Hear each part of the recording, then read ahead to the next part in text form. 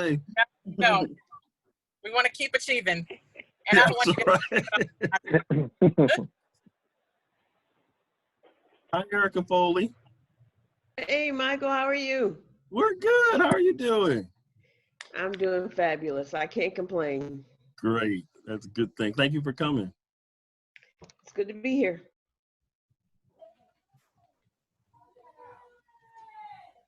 Wow, you know when you before 7 o'clock and you got 60, 70 people, you're doing something right. This is great. This is exciting. Thanks, guys. Oh, there's Michonne Styles. Hey, Michonne. Oh, hi, David. Erica. I see John, how are you? How are you? Hi, guys. Welcome. Oh my gosh, I missed you so much. Come, bring it in. Bring it in. Thank you, Erica. Oh, all these people. Kenneth, hey, you. Hey, what's up, yo? Hey, Ken Best. Leandre. Oh my goodness, Janice is on the call. Hey, hey, Benjamin Phillips. Hey. Jenny Jones. Oh my gosh, hi guys. It's Janae Tiana on here? call. Oh, Janae's here. Hi, Janae. Yeah. Janae? Yeah. Hey, strangers, long time no hear. We miss you. Yeah. Where you been? You've been taking over the world. You know, the Rona keeping HR people hopping, you know? Yeah, Rona keeping Rona. everybody out. Yes, it is. Yes, it is. Anybody can do it, you can. We're trying. We're managing. We still here. Hey That's guys, good. Michael, thank you so much for doing this. Oh, you're welcome. Thank you guys for coming. It's been a lifelong dream to bring us together like this in Cincinnati. This is amazing. Hey Vanessa, I see you. Hey, how are you?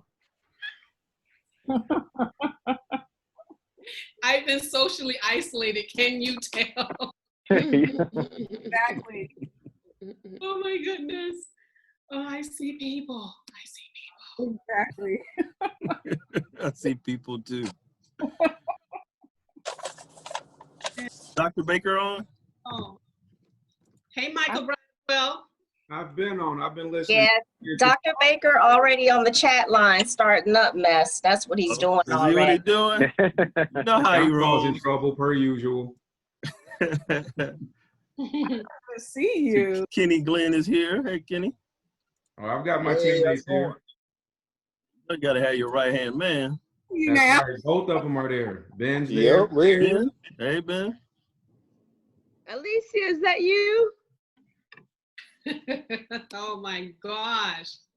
Man. Chuck It's Patel is Erica. on. Hey, Chuck. Have you guys seen Kenneth Glenn? Is he on the call? He is. There he is. am here. I see it. How you Okay. doing, Dr. He just Baker? got his picture up, but yeah, he's there. Okay. How I you need doing, Dr. Baker? Fantastic, fantastic. How's everybody? Blessed and highly favored. Good. Absolutely. My main man, Chuck Futel, in the building. Yes, sir. Hey, Chuck.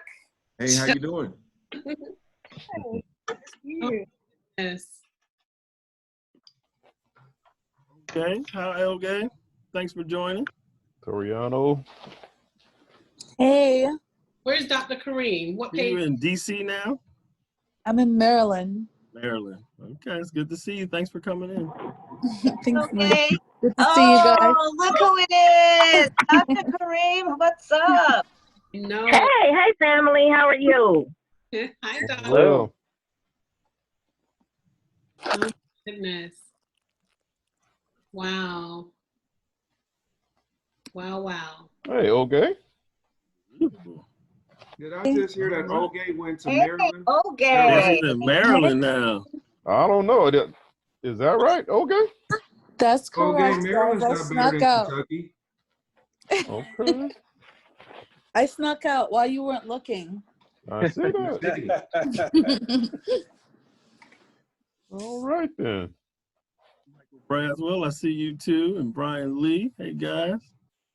Addie, you got some newcomers. Thanks, everybody.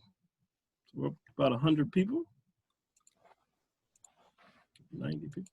Hey, Tanya Tyler. All right, we'll give it a few more minutes and then I'll get started. Hello, Mr. Best. Hey, let's see who else I know on here.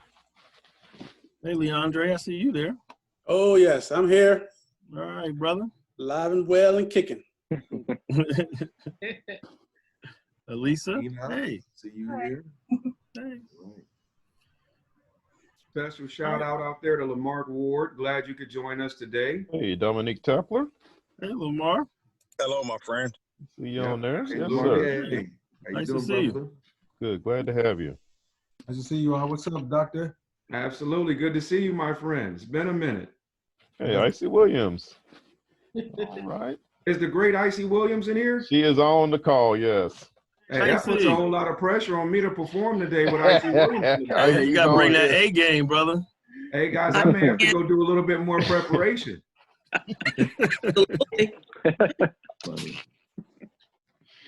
Oh, Top- my goodness. Got top-notch people. You didn't tell me she was going to be around here. Yeah. There's my Mary Stegeman. Hey, Mary, how are you? Leah Stowers. Hey, I'm Okay. good. Good. Glad you could join us. Hey, yeah, we just got up to the lake, so I just was able to dial in. Great. We got 100 or so people already, and we're only 5 minutes after. Wow. A lot of faces. This is Will Carter saying what up to Dr. J.C. Baker. Will Carter, how are you doing? Trying to make Black lives better is all you. Glad to have you here, sir. All good. All good. All right. Hey, I would be remiss if I didn't say we had Bearcat great Torrey Cornett here from the Orange Bowl championship team. Wow. Here. Thanks for joining. Glad to be in the building. Man, we're getting famous. Thank you, Dr. Baker. Absolutely. All right. Dave, ready to get started? All right, I'm going to pull up our agenda. I'm going to mute everybody, kind of keep down on the background noise, tell you about some of the exciting things that have been happening and how you can participate, and go from there. So give me a second, share my screen.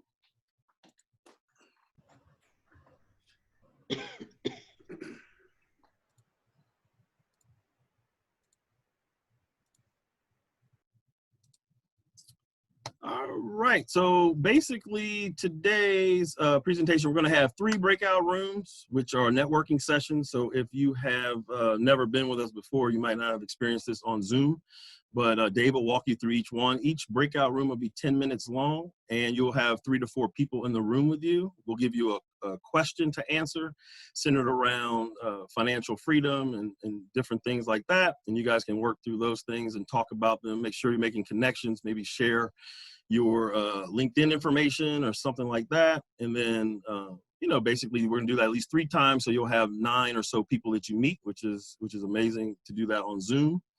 And then we're gonna have a keynote by Dr. Baker. He's brought his A game, I'm sure. So this will be very interesting and exciting to see him tell us some knowledge about finances and investing in the future. And we'll touch on some points there.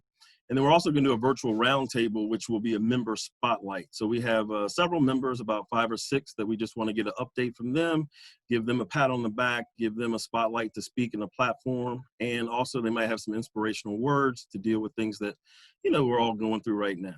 So that's kind of the premise for what we're doing. We are recording this video, and it will be made available on Facebook and also on YouTube.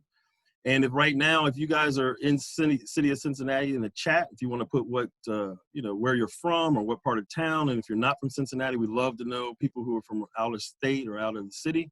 Put that in the chat as well. Let people know where you're from. That'll be helpful. All right, so I'm going to go through a couple of slides here. Basically, the first thing is Black Achievers was founded in 2018 in July. So we're actually just had our anniversary last month, and that's very exciting. A lot of you were at the very first event. Our mission is to connect, educate, and economically empower African Americans. I think that's very important, and we are going to really focus on that economic empowerment part today.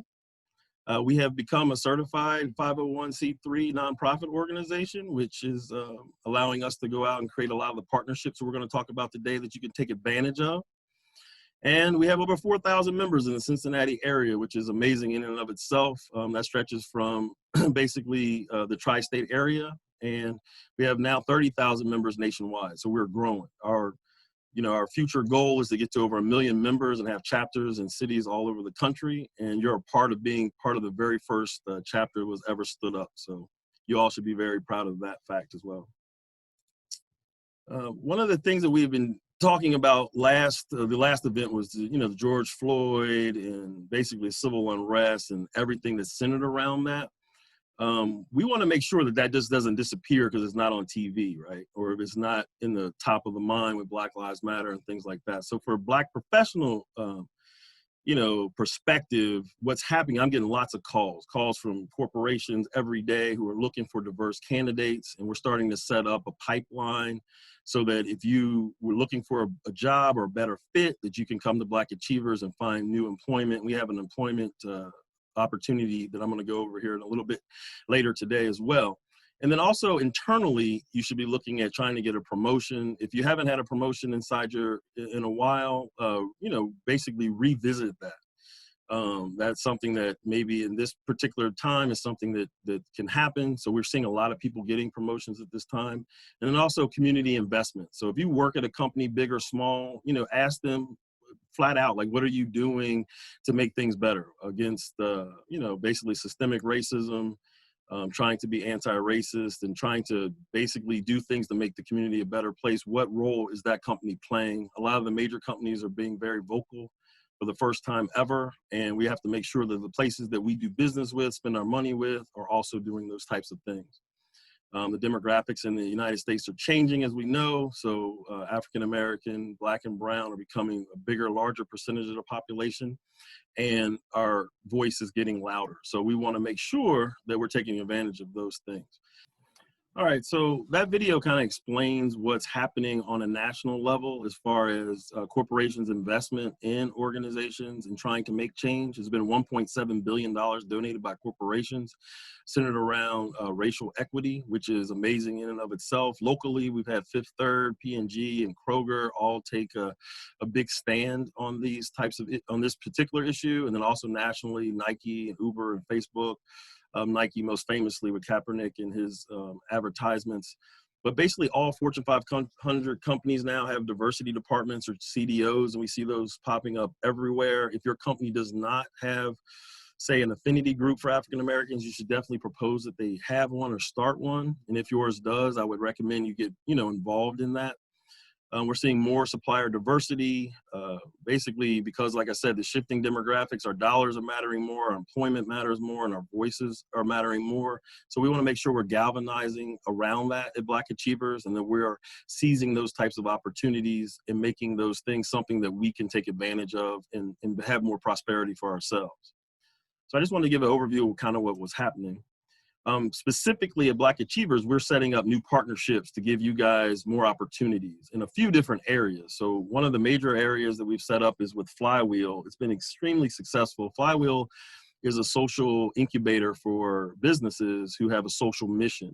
So they basically support them as an incubator. And if you are a founder of a business or thinking about finding a business or starting a business, they're looking for African Americans that are founders. So you want to make sure you contact us at flywheel@blackachievers.com, and then we'll get you in contact with the right person.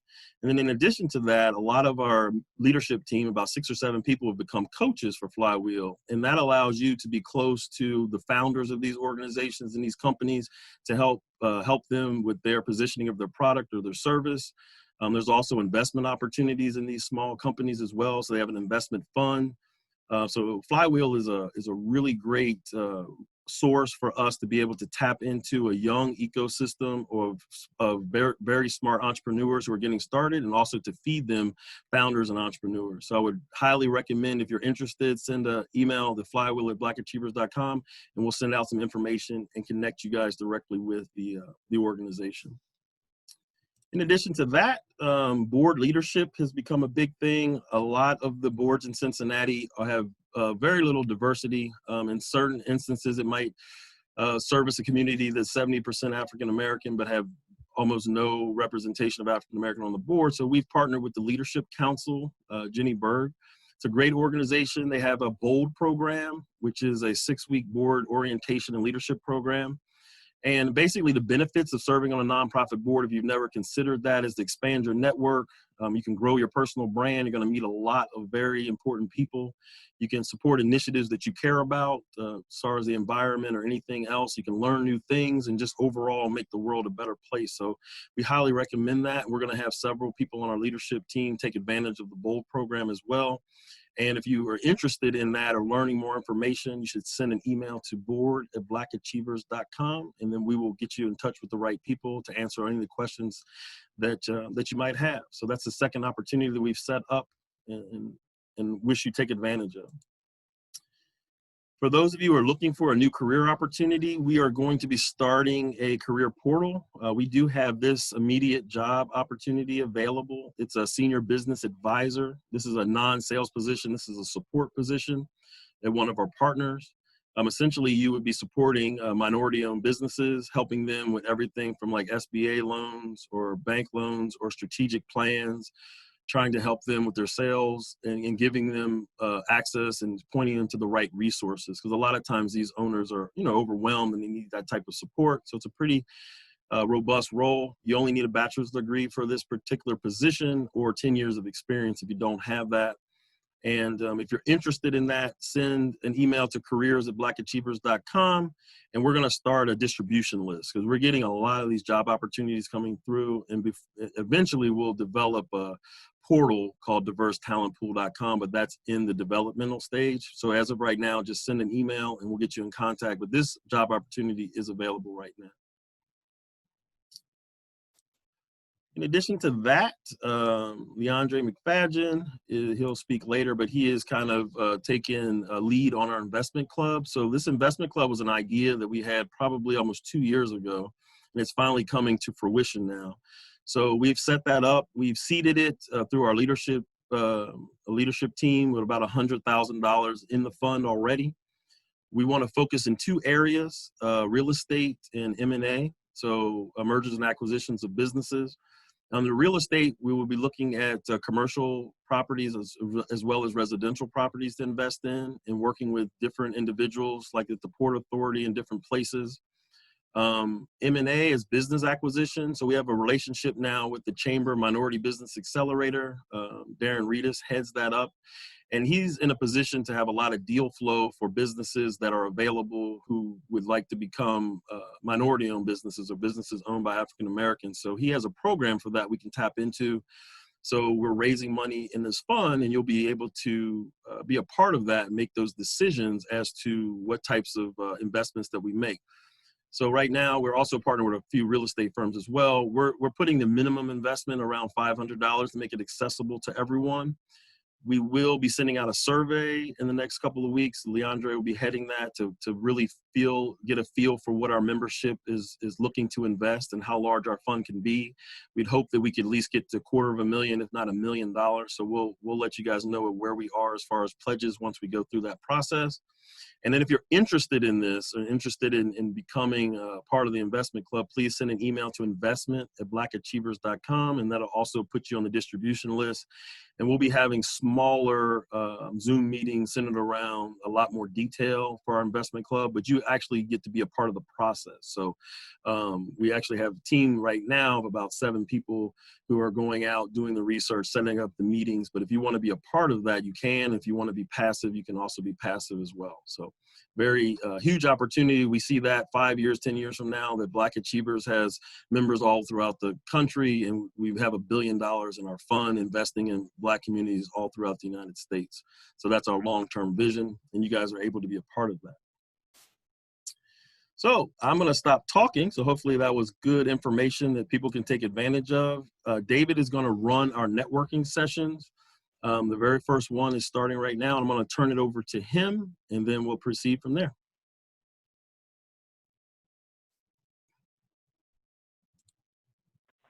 I'll read it. So thanks, Mike. Excellent information. I'm really glad it looks like there might be some lasting change with what happened to George Floyd. So let's do our part. Let's help with the process if we can, identify and leverage any opportunities as they arise. and we'll share them as we come across them. So for example, with the Flywheel program, I joined recently as a coach, and it's a really good program. The other thing I wanted to quickly touch on is, we are a membership-driven organization. So I would like to invite anyone who's not a member to join. You can quickly become a free member by going to our website. You can just sign up there, or you can become a paid member if you like, if you want to support our nationwide growth so we can keep doing more events like this. So you can send an email to membership@blackachievers.com, or you can go to blackachievers.com. Either way, it's easy. Okay, well, let's get to the networking. This is the DNA of Black Achievers, helping Black folks network and connect. So the way it works, let me kind of go over the all the details. Everyone is going to be randomly grouped into with 2 or 3 other audience members in a breakout room. The objective of the breakout session is to get to know each other by answering the segment question. So the first segment question is, how has COVID affected your financial plan? So you have some flexibility. Well, this is the format that we suggest to give everyone a chance to participate. So each person spends about 30 seconds quickly introducing themselves to each other. Then you spend 1 minute each to answer the questions, the segment question, as a conversation starter. And then you spend 1 minute to discuss connection opportunities or anything else you'd like. And then it takes about 60 seconds to get you out of the breakout room. So I would suggest you exchange information, or maybe like, LinkedIn connection details, whatever makes sense. A few important tips. First, be sure to unmute yourself. And you can always leave the breakout room for any reason. Okay, so let me get started with the session. So gather your thoughts and let me get things going. I wasn't ready. Oh, you still talking? Dropping knowledge, Michonne? Okay. The breakout rooms are great. I met some amazing people. Oh my. Yeah. Hi, how are you? Once we figured it out. Michonne, I can see you now.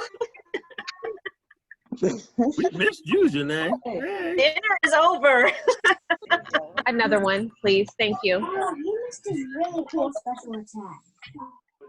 Quentin I was Smith. going to see it with the next one. Oh, is this a new room I'm in? You're It's the main room. We're back in the main room. Now this is the main room. Back in the meeting room. Gotcha. Where we got the drinks and everything. The music is playing. Oh, nice. Partying, y'all. It's like Who HBCU. got the drinks? The drinks. I'm going back in my garden. Who got the so I can drinks? Ask me Call another them one. out. Call them out straight up. Who got the drinks? Who got the drinks? Janae got them. Janae Jones has. Who got the Janae drinks? Jones has all the drinks. Dr. Baker got them. JC. I got sparkling water. You can drink that. That's Some an people athlete. went. Chat room. Some people went into breakout rooms, and others just started drinking on the side. It was. Like they can talk, we gonna drink. Audio Okay, straight we on need a mute. 12-step breakout room for the alcoholic people. Still breakout. That breakout session. That's all it took. That's all it took. Wow. I'm happy to see Dayton's finest, LeVar Glover, draft pick of the Pittsburgh Steelers and Cincinnati Bengals player on here. I just put him in full blast. He tried to sneak in here. Hey, LeVar, how you doing, sir? Hey, welcome back, everyone. I hope it sounds like everyone made some good connections. I'm going to mute everyone for the next segment, just to eliminate all background noise. So I'm doing that now. Let's see. Dr. Baker will need to share his screen, I think. Yep. Yeah, and I already made him. Everything should be set up. Okay, excellent. So so next on our agenda is Dr. Baker, and I will say that we are in really good hands. Dr. Baker was one of the first members of Black Achievers. That's how we met, and we've been impressed ever since. And let me give a quick introduction to him. Dr. Baker is the founder of J.C. Baker and Associates, a business consulting firm providing management strategy, leadership guidance, training, and innovation strategy for multinational organizations, mid-sized businesses, educational institutions, sports franchises, and public sector organizations. So Dr. Baker is a doctor of business administration and organizational leadership, as well as a certified professional in financial services. So at this point, let me hand things over to Dr. Baker.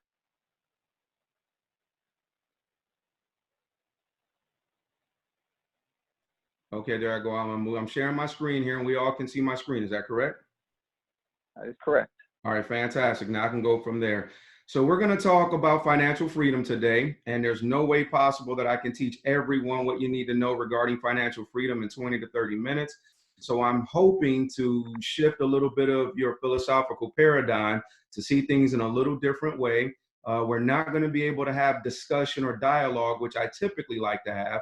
But what I will do is I'm going to walk you through some concepts, and hopefully we can think about these things a little bit differently as we're constituted.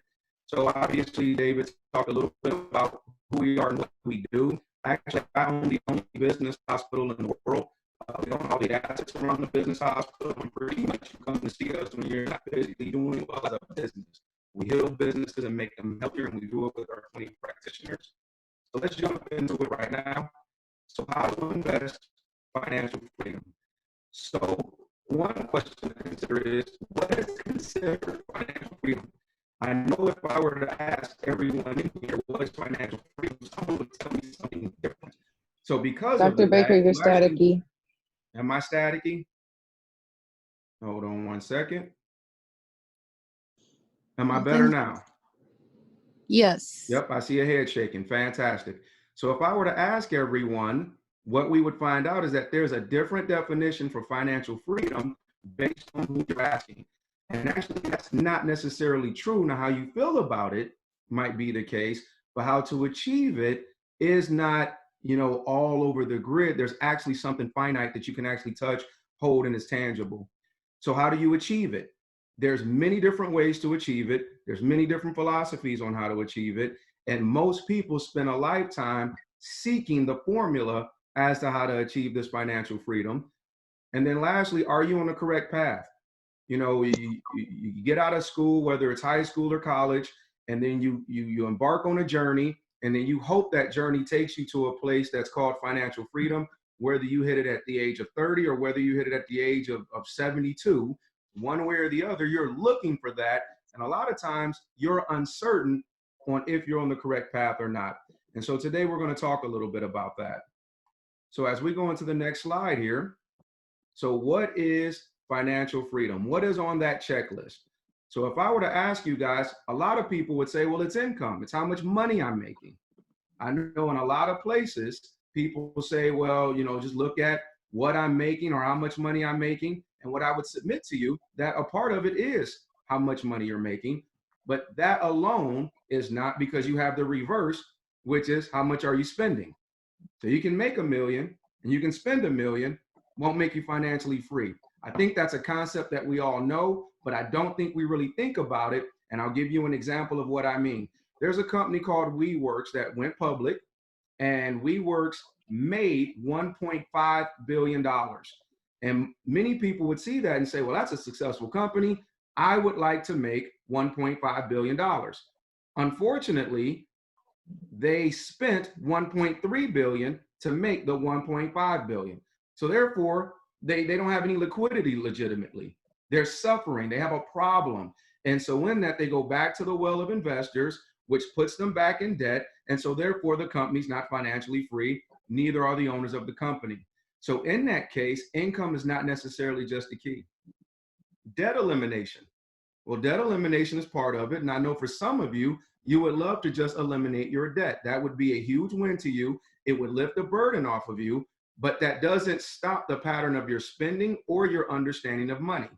So because of that, you have a reality where even though your debt could be eliminated today, that doesn't mean that you want to accumulate new debt or put yourself in a bad situation later. So therefore, financial freedom is not simply in an isolated manner, just debt elimination.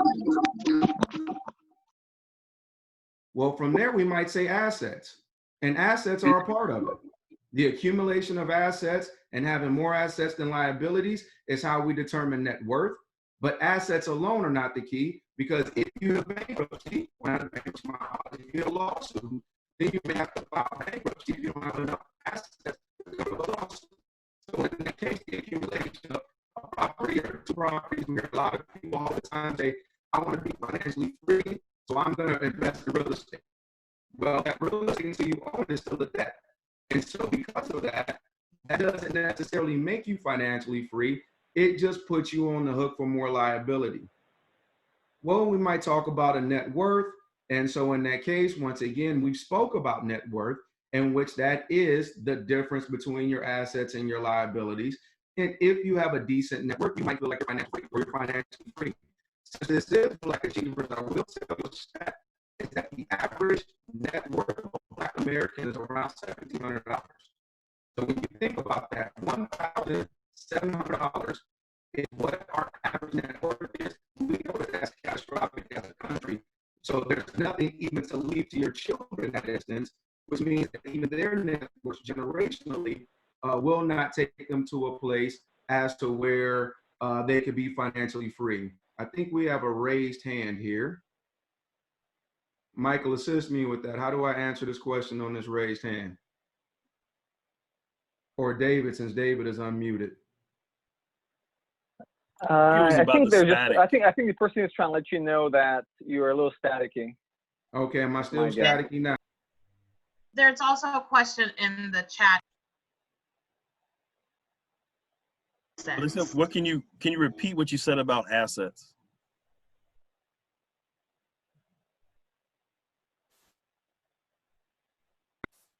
The accumulation of assets by themselves is not the definition of financial freedom. Because if you think that you just have enough assets, well, those assets also have to cover you in the event of risk or any other form of catastrophe. You know, we've learned now that, you know, someone might own a home, but in the event that their business runs into some level of liability, and let's say your business isn't set appropriately, your assets can now be connected to the error that you made in business. So now all of a sudden, what you thought was your peace of mind and financial freedom in your asset may be completely wiped out. And that can be problematic. You may also look at credit and having really good credit scores. Well, that alone doesn't assure you financial freedom, and neither does your investments. If you've lived long enough and you've seen 2008, and maybe you've seen other times, sometimes your investments can be wiped out, number one, if you haven't planned them appropriately, or if you haven't diversified them appropriately. And so because of that, your investments alone are not financial freedom. Ownership is probably the most laughable one, is that we think that owning a business gives us financial freedom. Because I work with companies all over the world, we've done business in 7 countries, 5 continents. In that case, we hear all the time, I want to have my own business because I want to be financially free. Only for that individual to become a slave to that business, and all they did was create a job to it, and they have to work 7 days a week, 10 hours a day, and they're going to make on average $50,000. Actually, the average business owner in the United States makes $52,000 a year. So therefore, there's no financial freedom in $52,000 a year, plus with liabilities and risk. So therefore, that's a misnomer as well. Well, time. Well, I want my own time. Well, you can have your own time and still be broke. So because of that, time by itself does not denote financial freedom. However, what I can tell you is that the combination of all of these in the right setting provides you financial freedom. And so you have to look at them as a comprehensive whole and then say, what is my game plan for every single one of them? What I've come to learn over decades and being classically trained in this is that most people become aware of one of these. I need to make more money. I need to get rid of this debt. I need to start investing in something. I need to own something. Well, actually, you need to do all of these. You need to do all of these at a very high level, and then that starts to generate the whole concept of financial freedom. So as we move forward, which is having a plan. Now, we hear it all the time, is you got to have a plan, but you also have to have the right plan. You have to execute things based on your resources, based on what you have access to, your level of knowledge, and your ability to execute things based on your current structure. So what does that then look like? One, we need to know the difference between economics and finances. Most people have no idea. Even learned people don't know the differences between economics and finances. So we want to talk about that a little bit. So number one is economics is a social science on how individuals, businesses, and governments make choices on allocating resources to achieve financial goals. Now, there's some very choice words in this definition. Number one is a social science. That means you actually have to learn the science of how this money works. So what you cannot do is apply an emotional stimulus to a science. It does not work.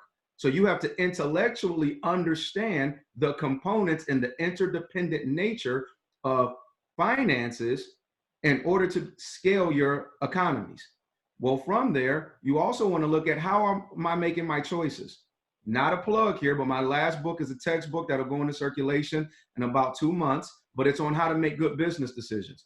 And the reason why this textbook was written is because most business owners or most people looking to make business decisions have no idea what their train of thought is or their metacognitive process.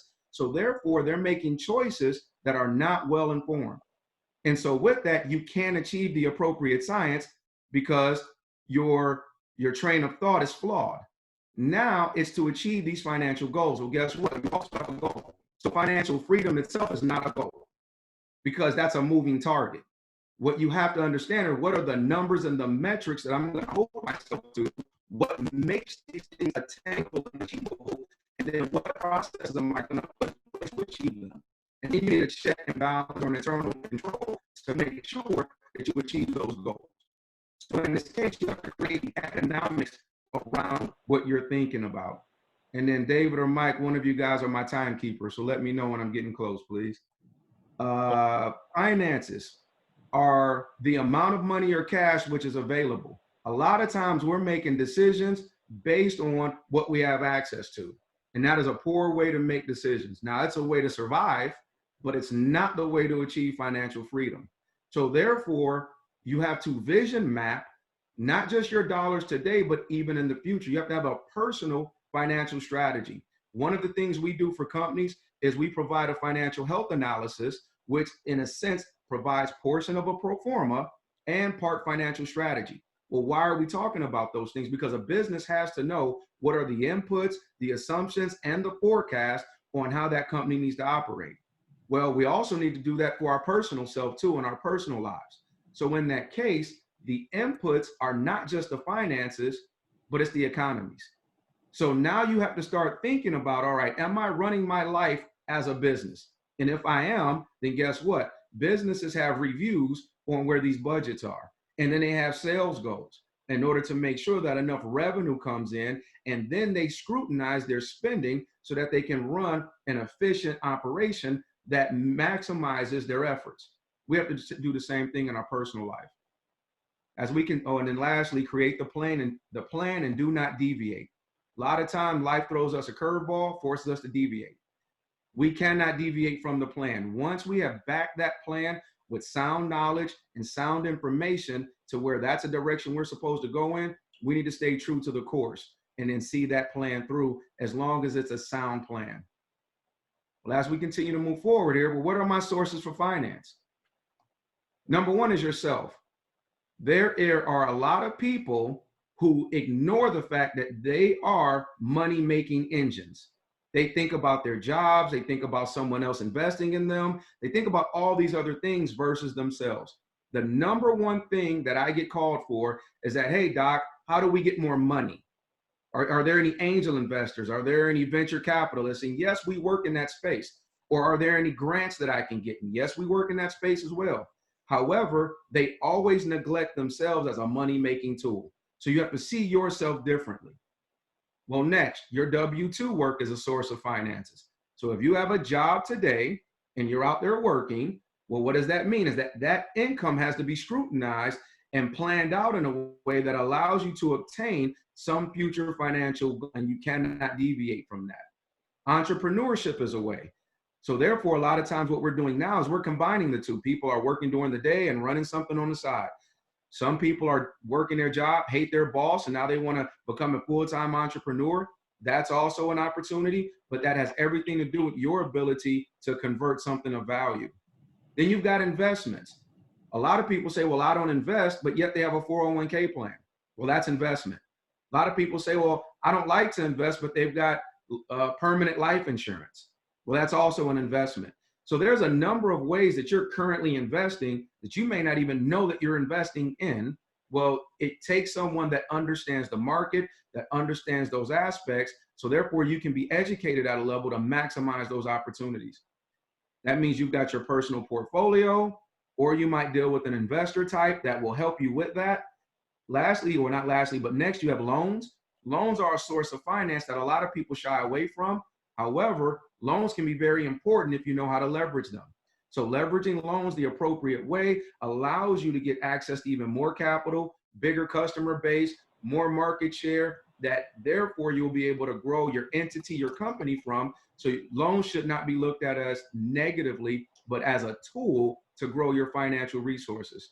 And then you've got grants, which a lot of people talk about, but the reality is a grant is only good enough if your process and plan is good enough. So if your structure and your formalization, if those things are poor, there will be no grants for you. That means that has to be a part of your long-term planning, and you have to put yourself in position in order to receive those grants. And then lastly, credit. Leveraging credit of all types is another way that allows you to get not only finances quickly, but also wealth quickly. And so there's different ways that credit can be used to your benefit and not looked upon as something negative. There's a lot of people that I see that say, I don't deal with credit cards, or I put all my money in a shoebox. That line of thinking will not allow you to exponentially grow your money. So therefore you need to leverage other dollars in order to make wise decisions and investments. So therefore you can grow exponentially. So from here, let's look at wealth strategy. And these are two different wealth strategies here. So the first wealth strategy is innovative wealth. You got some form of an idea, the flame is lit, you start thinking about that thing, and then you run to action.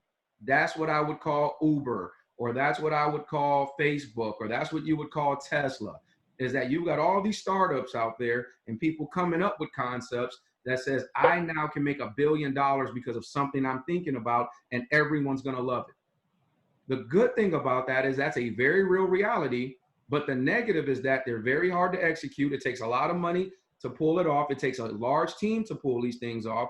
It takes a little bit of luck. It takes a little bit of timing. It takes a little bit of everything in order to generate innovative wealth. However, it is something worth exploring. It's not easy for all people, and it takes a significant investment. I'll just give you an example of that. We've got 6 patents to our credit. One of them is that we wrote a patent on how to train athletes differently. We have it valued at about $100 million. We've got that as a third-party valuation, but we've been working on it for over 4 years, and we're $500,000 into it. So what does that mean? If you don't have $500,000, you couldn't play in this space with us, because that's what it took for us to get it to the point, and we haven't even launched it yet. We look to launch it before the end of the year, but once we launch it, we stand to have innovative wealth from that. However, we've got 5 more projects right behind it in the event that it doesn't. Well, what else is wealth? The millionaire next door. There's people here on this call right now that I know personally that believe in this method. And this method is a good one based on whatever your resources are. So if you're a W-2 person, or if you're an entrepreneur and you're counting all your pennies as an entrepreneur, this is the person that has a legitimate plan, pays off things religiously, is able to save money consistently, and then they're making smart decisions. And 10 years down the road, 20 years down the road, they're a millionaire and no one knew it. They kept their expenses low. They protected their assets. They made sure that they didn't go overboard with their risk. They were smart in who they spoke to in order to assist them. All of these things become a benefit to you when you're thinking about which strategy should I employ. These are just 2 strategies that are common amongst the climate today. From there, any open-ended thoughts or final thoughts or questions? I know my time is running low, so we probably cannot share any questions or thoughts.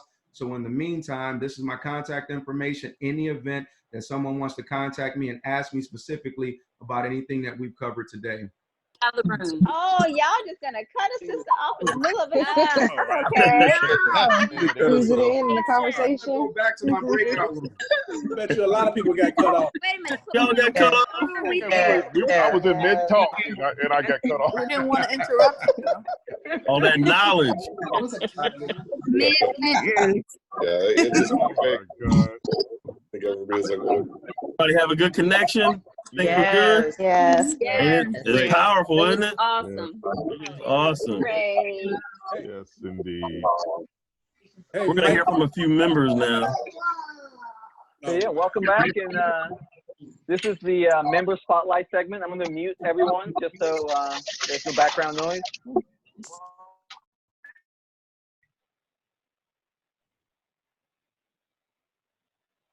Okay, that worked. So this is a member spotlight segment. As part of every event, we'll take the time to acknowledge some of our paid members. These are accomplished, highly skilled, smart individuals that have joined our team. So the way it works is I'm going to call a member's name, and then they'll give like a 2-3 minute update, something that is inspirational, something they might be working on that they would like to share. It's completely up to them. So first, you can unmute yourself. I set up that way. So first person is Leandre McFadden. He's at Fifth Third. So Leandre, is there anything you would like to share for the next 2-3 minutes? Sure. Thanks, Dave. Hey, a couple of things. One, I work for Fifth Third. I'm a business controls manager working in our risk space, right? During this COVID, this COVID pandemic, you can understand all the challenges that all the businesses are faced with, but I am happy to report that all the hard work and efforts that I put forth with trying to get our workforce working remotely from home. I did some great things that actually earned me a promotion here recently. So I'd like to announce that. It can be done. This is a challenging environment, but if you're doing the right things to take care of yourself. And then regarding our topic tonight, regarding financial freedom, our plans for how we're going to achieve that, I'm happy to report that I have 3 daughters, right? And I got them all now set up with their own investment portfolios, contributing to them. And the beauty of it is now they're all 3 coming back to me with questions about, hey, Dad, I got some extra money. I'm not sure what to really do with it. What are your thoughts? And that's a beautiful thing as a parent when you have your children kind of thinking about their situations at such an early age. Oh, wow, thanks. Thanks for sharing that, and congratulations on the promotion. I know you mentioned that to me previously, but I guess it's official now, so thanks for sharing. Next is Jennifer Ingram. She's the founder and CEO of Calibrated Lens. Jennifer, is there anything you would like to share with us for the next 2 to 3 minutes? Absolutely, and thanks so much. I want to go back to something that Dr. Baker mentioned, and that you are a source of income.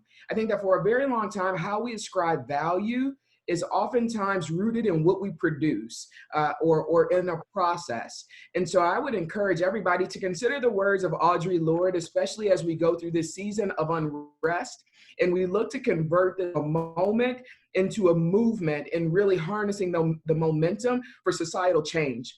Audre Lorde says that radical self-care is not a luxury, but instead a means of self-preservation. And so how we center self-care and ensuring that we are looking at things like racial healing. I work with clients across the country, and they are asking questions around how to create more equitable and inclusive environments. And again, self-care and healing is something that we oftentimes, we don't have a lot of culturally responsive providers to provide appropriate services. And so, as you look to go to your companies and looking for things to request or ask for, or within your own practices, start to think about looking at things such as self-care. For me personally, it's something that I've introduced into my regular habits and routines. And even if it's just going for a walk in the morning, but making the time and the space, realizing that you are your most valuable commodity. And if you are not well, you can't pour from an empty cup. Well, thanks for sharing. Very good points, like, count on yourself. The next person is, next member will be Monique Johnson. She is a career and leadership coach. So Monique, is there anything you would like to share for the next 2-3 minutes? Hi, everyone. So I just wanted to share a quick little story. Before this call, I was on a Zoom call with our family celebrating my niece, who was actually a direct beneficiary of scholarship money that a corporation has donated to a HBCU. We have this movement now where they're donating and contributing with their money. She received a full scholarship to Spelman, tuition, room and board, fees, everything. And it was a result of, you know, the contributions from Netflix. And she called me the day before and asked, well, what should I write? They told me to just type an email to say, you know, why I think I deserve this funding. And her mom is a graduate of Spelman, her sister's a junior.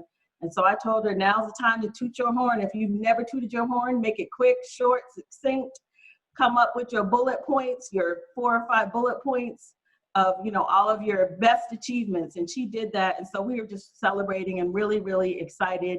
And I know some of you probably have some celebratory stories and great things that have happened for people that you know as well. But I wanted to share that because it got me to thinking about mentoring. And I served on the mentoring committee this past quarter, I guess, of the year with Black Achievers.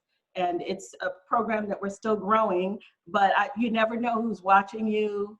You know, she has consulted with me on a number of different things. I'm just really proud of her. I have a daughter who's a freshman who will be going to OU as well, who received some scholarships.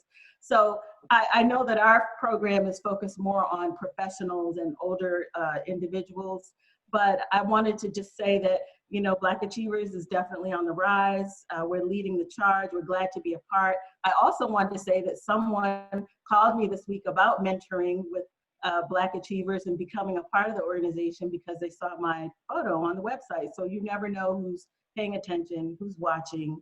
And it's a great way for us to build this pipeline that we're talking about. And that's all that I wanted to share. I was just really, really excited about that. And I thought I would just share that with you all. Thanks for sharing, Monique. Next is Wayne Sloan. He owns an insurance business. Wayne, is there anything you would like to share for the next 3 minutes? Yes, there is. The times that we live in have made me think about many things. 1, 2 Americas and 2 mindsets. As we know, there are plenty of disparities that we all see now. 1, there is healthcare, there's employment, educational disparities, opportunity disparities, housing disparities, and of course, criminal justice disparities. I would like to speak briefly on the mindset of a business owner. I was told by my grandparents years ago about the story of an Iceman. There were 2 Icemen that used to come in the community, Black community.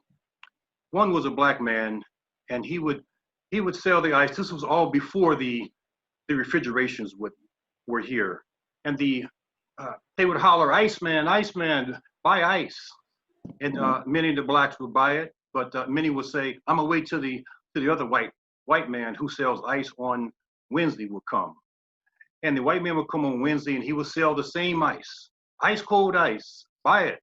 And they would come and they would buy it. Why? Because their mindset was that the white man's ice was colder than the Black man's ice. Years ago, I used to attend a forum at UC by Eric Abercrombie called the Black Man Think Tank. And there was one of the speakers was Naeem Akbar. And he wrote a book called Chains and Images of Psychological Slavery. And he said, psychological slavery is more cruel than shackles because it captures the mind and incarcerates your motivation and your perception of who you are. Black America businesses need more than just Black campaigns to buy Black. They need your dollars. In fact, Roland Martin, he made a statement that in the Asian community, the Black dollar stays in that community for 28 days. In the Jewish community, 19 days. But in the African American community, only 6 hours. Got to be a mindset change here. You know, the good news is that there are trillions of dollars that the African Americans have. We have a lot of spending power. But what happens to it? So, as we all know, that the corona has affected Black businesses in a tremendous way. It is true that over 40% of Black businesses will not survive. Over 40%, that's a lot, versus 17% of over white America businesses. So it is a mindset that must be changed.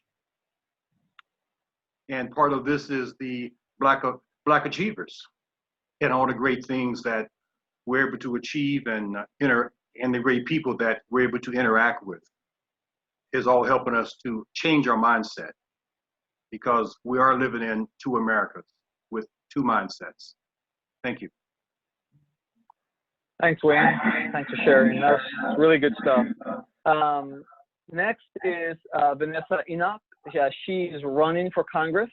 Vanessa, is there anything you would like to share with us for the next 2 to 3 minutes? Sure. Thank you so much. So let me first of all say that I'm running because I care about our communities and because I believe that our democracy is in trouble. But the Black community, we were in trouble long before COVID-19, long before Black Lives Matter as a community. And I really understood the extent to which we were in trouble when I saw an article on Twitter, and it was a picture, and it was a room full of white males, and the picture caption said, "A room full of old white males decide the fate of women's health care." So out of that room, this room full of men decided not to cover women's maternity care, but they thought that it was important to protect the ability of insurance to cover Viagra for men. Essentially what happened there is that those men are in Congress so that they can protect their own interests. In fact, over 50% of all of the individuals in Congress are millionaires. Now, only 6% of all Americans are millionaires. And so their objective in Congress is to ensure that they protect their wealth. Women make up about 25% of the Senate and 23% of the House, though they comprise about 51% of the US population. Blacks make up 12% of Congress, which is closest to our population in the US. However, we need more Black women in Congress. Black women make up about 4% of Congress, which is less than our representative share in the population. In 2016, Black women became the most educated group in America. And at the same time, we had the highest unemployment rate in America. During the month of May, when unemployment decreased for nearly every group of workers after people started going back to work after coronavirus pandemic quarantines, unemployment began to go back down for every group except for African-American women. Now, I think it's important to also note that prior to the pandemic, African-American women's unemployment rate was at 16.4%. And coronavirus just drove it up just about 16.5%, which means we were already in trouble long before coronavirus. The state of the Black community has been ignored for many, many years, and we need substantive representation. I want to encourage the people on this call, in this group, to get involved in your government. For those of us who, you might have more time because you're at home, you're not working right now, or whatever the case might be, you can volunteer. For those of us who are working, in order to get to Congress, it costs money. We need resources. I want to encourage everybody to donate to a campaign. It doesn't have to be my campaign, but our campaign could certainly use your help. You can donate to our campaign by going to enochforcongress.com. We have troops on the ground. We've got a robust volunteer operation, very few Americans. We have almost 200 volunteers, and maybe about 5-6% are African American. And so I want to encourage people to get involved. Get involved by calling your Congress people, get involved by making your voices heard. If you're hearing and seeing things that you don't agree with within government, write a letter, pick up the phone, email them. They're not hearing from us. They don't understand us. And as long as they don't understand us and they don't hear from us and we don't have representation in Congress, our condition as a community is not going to change. So that's why it's important to make sure that we elect African-American women, especially to Congress, so that we can change that dynamic. And so I just want to, again, encourage everybody to get involved. Go to enochforcongress.com, volunteer for our campaign, donate on that same site. But that's pretty much all I wanted to say. Oh, except for one thing. Don't hang around too much with Dr. Baker. Dr. Baker, I rode in Dr. Baker's car going to Columbus as we rushed a proposal there. In what month was that, Dr. Baker? Was that December or January? It was December. It was December. And Dr. Baker had this gorgeous car. And I was driving my old car because I am very frugal and I just refused to buy a new car. So when I got in Dr. Baker's car, I'm like, okay. I told him too, I said, this car is gorgeous. I said, I gotta break down and buy a car. So by February, I bought a brand new Lexus, beautiful red interior, and by March, the pandemic hit. So, exactly. That's my fault. Exactly. All on Dr. Baker for driving that beautiful new car to my house. But anyway, so thanks a lot for giving me an opportunity to speak. That's a funny story. Exactly. Well, thanks for sharing, and that's such an awesome message. Participate and in any way you can, vote, run, just give feedback. So thanks for sharing. Next is Michonne Stiles. She's a human resource manager. Michonne, is there anything you would like to share for the next 2-3 minutes? Hi guys, I'm so excited that everyone has chimed in. I've been suffering from social isolation, but there are several things that come to mind. I started out with Black Achievers earlier in the year, and then guess what? The pandemic hit. But I didn't stop. When we're talking about financial freedom to me comes in many different pictures or picture frames.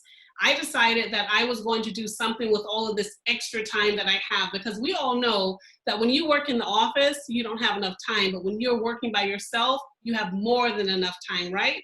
So I began to volunteer and strategically place myself in different positions that was going to elevate me professionally and personally, develop my skills. And in doing so, I built relationships within Black Achievers and outside of Black Achievers. Just last week, Tuesday, I told an influencer, I said, you know, there must be something in the water, because I've been called to sit on 4 different boards today, on Tuesday. And as a result of the things that I was doing, just recently, last month, my undergraduate alumni chapter voted me to be the president for the newly chartered Bethune-Cookman University National Alumni Association. They elected me to be the president of the state of Ohio. Who knew, right? Who knew? Great things happen when you least expect it. I didn't volunteer. My name was thrown into the hat. Someone said earlier, you never know who's watching. I have no idea how this happened. I'm still trying to figure it out. Also, with financial freedom, with me working in human resources, I'm constantly encouraging people that please don't ever be 100% totally dependent upon your employer. Please don't do that, because Ohio, like many states, is an at-will. And there's always an opportunity and a time that that employer may very well say, we don't need your services anymore. You have to have multiple streams of income. It's up to you to make that decision. We've all been on Zoom calls. We've all attended different webinars, but there's time now for us to act to make our future better for ourselves. And I couldn't say this without telling you that I had to do this first today. Thank you, Jennifer, for posting that this is Black Women's Equality Women's Day, equal pay, right? So this is what I did, and I encourage you to do the same. Instead of asking for a raise, change the verbiage. I want you to contact your supervisor or your human resources contributor, director, and I want you to present your case as to why you have deserved and why you earned a raise. Please do that. Today, that's exactly what I did. And I'm going to sit back and I'm going to wait and see what happens. We also hear, you ask not, you have not, you have a 50-50 chance. If you don't ask for it, you're not going to get it. But I encourage you, present your case. Present your case today, tomorrow, start scribing tonight, and present it to your human resources contributor at work tomorrow. And lastly, if you have a life insurance policy through your company, please check to see who your beneficiary is on your life insurance policy. Who is the primary beneficiary and who is your secondary? If you have a primary beneficiary listed, make sure that the language non-revocable or irrevocable is not on your policy. If something happens and you're no longer with us and you wanted to make changes but you didn't follow up, you can't change it. So do those two things for me. Put some action behind what you want, and instead of asking for a raise, present your case tomorrow. Please do this and send me a LinkedIn connection saying that you did it. And secondly, check your life insurance policy with your company to make sure that you have a beneficiary listed or a contingent beneficiary listed, and to just double check to see if it has the statement or the language irrevocable or non-revocable on it. Welcome to Black Achievers, everyone. Thanks. Thanks for sharing, Sean. Next is Michael Braswell. He is a professional chef and also a business owner. Michael, is there anything you would like to share for the next 2-3 minutes?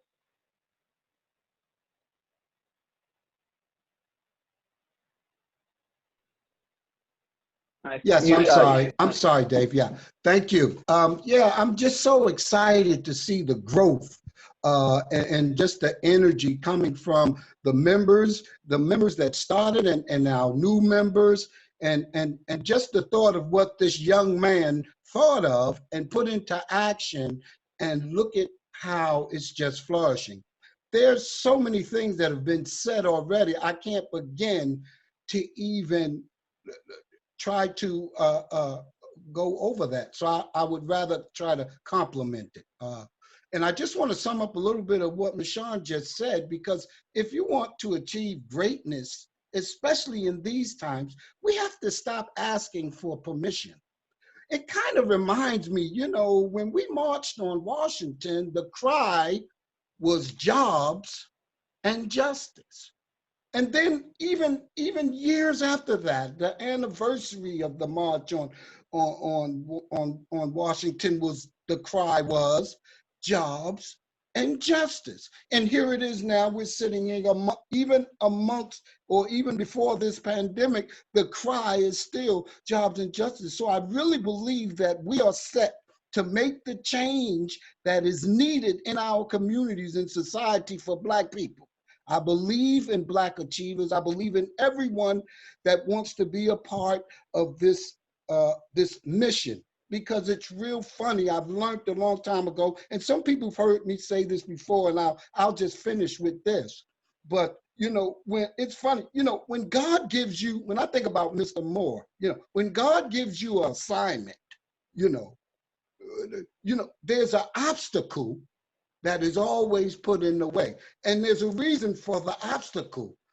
And for 400 years, Black people have been going over, under, and through the obstacles. And we need to continue to do that. And we're going to do it here in Cincinnati and Black Achievers and all over the world. Thank you. Thanks, Michael. Thanks for sharing. Thanks for everyone for their words of inspiration, advice, updates. We really appreciate it. If you are a paid member and you would like to participate in a spotlight segment in the next one, just let me know. Or if you want to become a member, just go to our website or send an email to membership@blackachievers.com. I'll take this as just a quick opportunity to go over some benefits of becoming a member. One is you can, if you become a member, you become part of you can join the next leadership team. You can find a mentor, or you could become a mentor. Just depends on kind of where you are in your career. You will have access to 100 HR recruiters, so this can help with your job search and looking for better options if you want. This also gives you an opportunity to promote yourself or your business, and of course, be spotlighted at any at the networking events. All you have to do is just let us know, and then we'll schedule you. Okay, now on to the third networking session. Michael, did you say something? So this is the last one, guys. You guys ready? Okay, so yeah, it's DNA of what we do, connecting people. Everyone's gonna be randomly grouped in, 2 or 3 other people. The objective of the rooms is basically get to know each other, make a connection. The topic for this is, what type of investments would you like to make in the next 5 years? And again, you have flexibility, but this is what we suggest. Each person gives a 30-second introduction. You go around the room, introduce yourselves. You spend 1 minute answering the question as a conversation starter, and you spend 1 minute to discuss connection opportunities or anything else. And then while it's ending, I truly I recommend that you try to make a connection, exchange information, or connect on LinkedIn, something like that. Couple tips as usual: be sure to unmute yourself, and you can always leave the breakout room for any reason. So let me gather your thoughts as I set things up. So give me half a second.